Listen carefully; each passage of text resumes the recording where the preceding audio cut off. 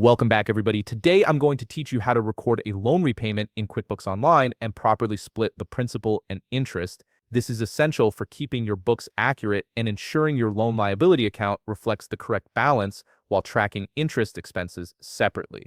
Let's start by clicking the plus new button in the upper left corner of your QuickBooks screen.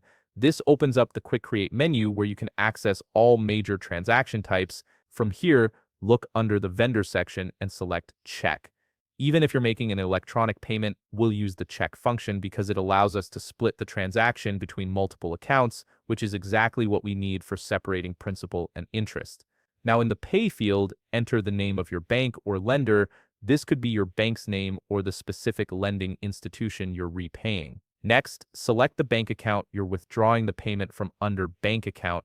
Make sure you choose the correct account that the funds will actually come from. Enter the date of the payment in the payment date field. This should match the date the payment is actually being processed or withdrawn. Then enter the check number if you're writing a physical check, or simply type ACH if it's an electronic payment. This helps you track the payment method for future reference. Here's where the magic happens. In the category details section on the first line, select the loan liability account from the category dropdown.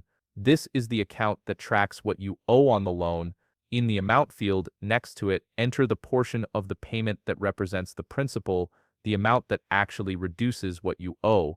On the second line, select interest expense from the category dropdown and enter the interest portion of the payment in the amount field. This separates your interest cost from the principal reduction, which is crucial for accurate financial reporting and tax purposes. If your loan payment includes any additional fees like late charges or service fees, add more lines and select the appropriate expense accounts under category.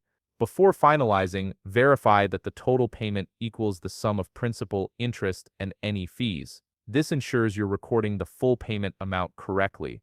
Once everything looks good, click Save and Close to record the loan payment. Your loan liability will now be reduced by the principal amount, and your interest expense will be properly tracked.